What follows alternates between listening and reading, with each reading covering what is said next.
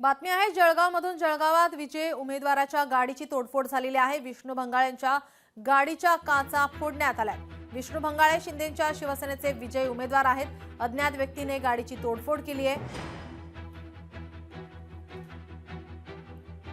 या घटनेमागचं कारण अद्याप अस्पष्ट आहे।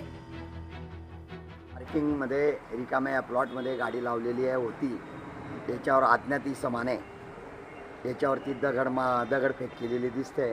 2-3 दगड याच्यावरती मारलेले दिसत आहेत। आरोपीला दंड झाला पाहिजे हीच आमची इच्छा आहे, कारण की ही प्रवृत्ती चांगली नाही आहे। या प्रवृत्तीला वेळीच ठेचलं पाहिजे आणि संयम आणि संयमता हे पाळण्याचं काम मी मागील काळापासून करतोय, परंतु त्याचा अंत पाहू नये, अन्यथा याचं उग्र रूप घेण्यास मलाही वेळ लागणार नाही।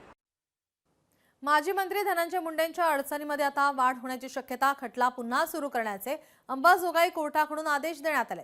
जमीन खरेदी प्रकरणात फसवणूक केल्याच्या आरोपावरून माजी मंत्री धनंजय मुंडे यांच्यासह तिघांविरुद्ध सुरू असलेला कायदेशीर लढा आता पुन्हा तीव्र झालाय। कनिष्ठ न्यायालयाने दिलेला दोषमुक्तीचा आदेश रद्द ठरवत हा खटला पुन्हा सुरू करण्याचे आदेश देण्यात आले। 8 एकर जमीन आमदार धनंजय मुंडे यांनी 50 लाख रुपयामध्ये खरेदी केली होती। त्या जमिनीच्या किमतीपैकी त्यांनी मला 10 लाख रुपये रोख देण्याचे कबूल केले होते। 40 लाख रुपयाचा चेक दिला होता।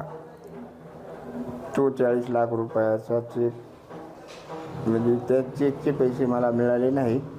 पोलीस स्टेशन बर्दापूर येथे फिर्याद दिली असता त्यांनी गुन्हा दाखल केला नाही। शेवटी कमिशनर साहेबांपर्यंत भेटूनही पोलिसने गुन्हा दाखल केला नाही।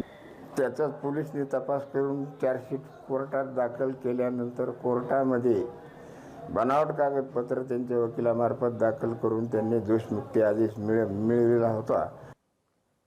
अब्दुल सत्तार आणि संजना जाधव यांच्यामध्ये महत्त्वपूर्ण बैठक। स्थानिक स्वराज्य संस्था निवडणुकीच्या रणनीतीवर सखोल चर्चा झाली। संभाव्य उमेदवारांची निवड, प्रचार यंत्रणा बळकटीकरणावर चर्चा झालेली आहे। या बैठकीला सिल्लोड, सोयगाव आणि कन्नड तालुक्यातील शिवसेनेचे मुख्य पदाधिकारी उपस्थित होते। बैठकीदरम्यान दोन्ही नेत्यांनी जिल्हा परिषद, पंचायत समिती निवडणुकांमध्ये प्रभावी कामगिरी कशी करता येईल यावर आपापली मतं मांडली। स्थानिक प्रश्न, जनतेच्या अपेक्षा आणि विकास कामांचा आढावा घेत मतदारांपर्यंत थेट पोहोचण्यासाठी नियोजनबद्ध प्रचार करण्यावर भर देण्यात आलाय। रवी राणांनी भाजपचा व्यवस्थित गेम केलाय। काँग्रेस नेत्या यशोमती ठाकूर यांची प्रतिक्रिया समोर येते। भाजपला सत्ता स्थापनेसाठी कुबड्यांची गरज पडणार, यशोमती ठाकूर यांनी भाजपावर टीकास्त्र डागलंय। अवस्था तर रवी राणांनी गेम केलेला आहे त्यांचा। युवा स्वाभिमानी व्यवस्थित शिस्तीत भाजपाचा गेम केलेला आम्हाला दिसतोय। भाजपला कुबड्यांची गरज पडणार आहे। भाजप त्यांच्या समोर लाचार होणार आहे आणि इथं लंगडं सरकार बसताना आम्हाला दिसतंय।